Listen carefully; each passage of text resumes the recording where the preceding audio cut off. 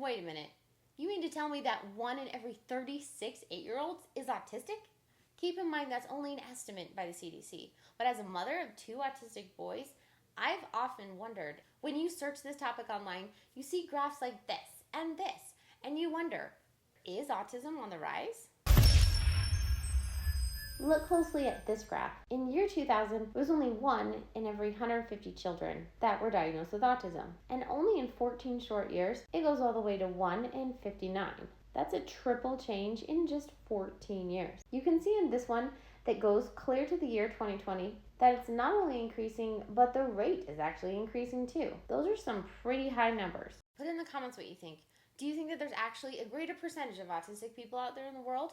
Or do you think we're just getting better at diagnosing? Or there's more awareness? But maybe it's the world that's changing. It is brighter, louder, crazier, and way overstimulating than it has ever been.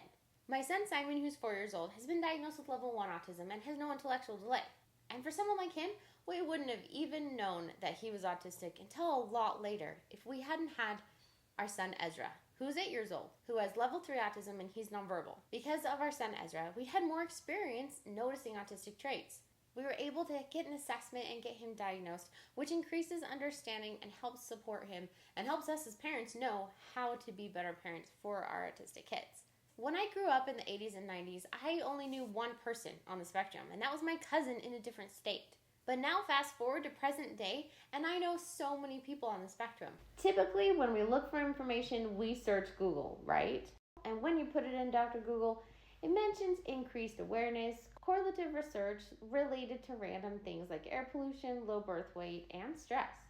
And while searching, you might come across a foundation called Autism Speaks, who say for sure that there's more autism out there than ever before, but we don't really like them, not even a little bit. There's lots of reasons why we really don't like Autism Speaks, and one reason is because they portray autism as evil. Like pure evil. And if you are happily married, I will make sure that your marriage fails. Okay, I can't even believe that they said that. I am still winning, and you are scared. And you should be. I am autism.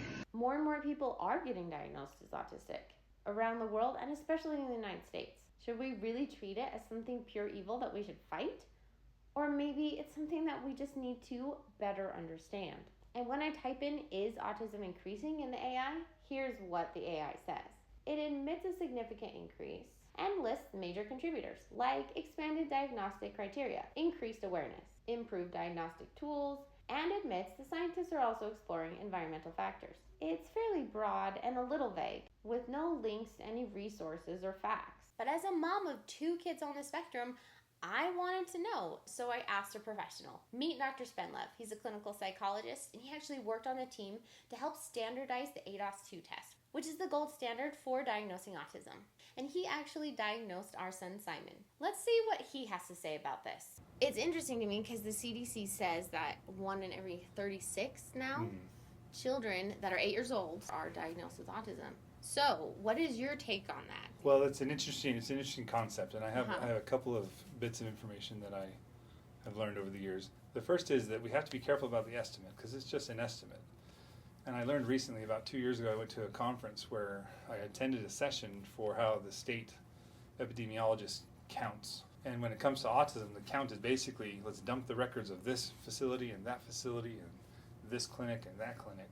And anybody that's used the code F84.0, which is the autism diagnostic code, will count it as autism. And the problem is, there's a lot of misdiagnosis.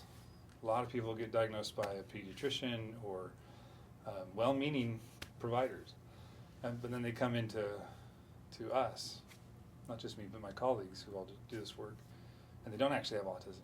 Where I work now, the state says it has to be diagnosed with an ADOS, but the epidemiologist is not counting if an ADOS was used or not. It's just counting who put the code in the system.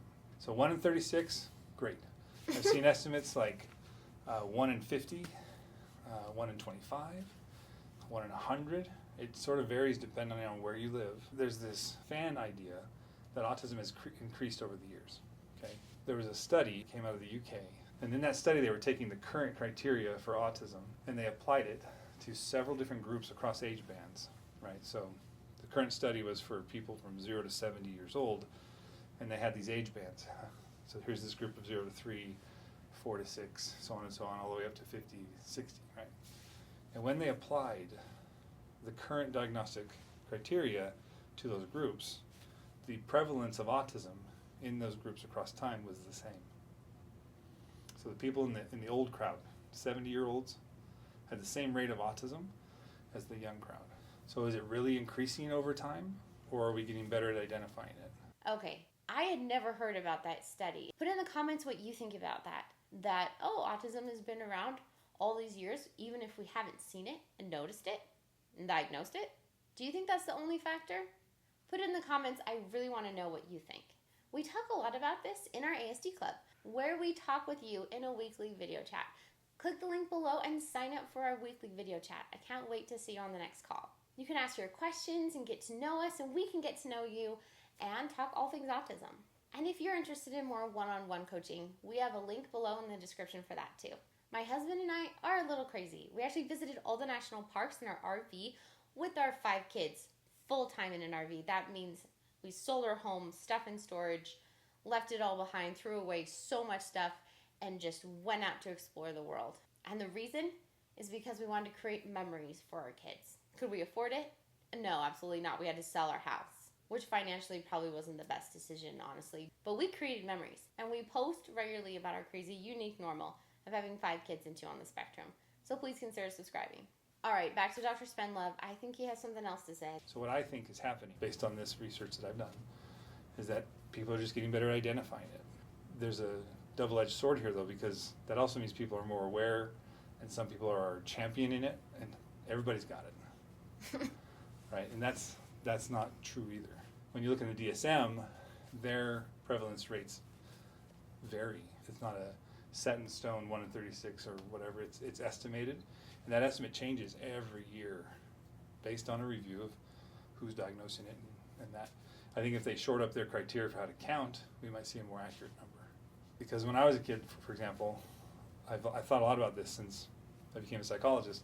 There were lots of kids in my schools who didn't talk very well, didn't do things very well, didn't learn very well. And how many of them had autism at that time when in the 80s they didn't really call it that. They called it intellectual disability or learning problems or other sorts of things. But nowadays we have a much better set of criteria based in science, based on the evidence of what it is. When you apply that across the age bands, it's fairly similar across age bands. My son Ezra is 8 years old and has nonverbal autism. He communicates through an iPad, and we're teaching him how to spell, and he's learning fast, and we're really excited about it. He loves to spin with cords, and he loves to collect things, especially hold things in his hands, like water bottles. Ezra and Simon share a room. They both love Lightning McQueen and cheese. Here's 100 autistic people, and here's our autism playlist. And remember, if you have an autistic child, you're in good company.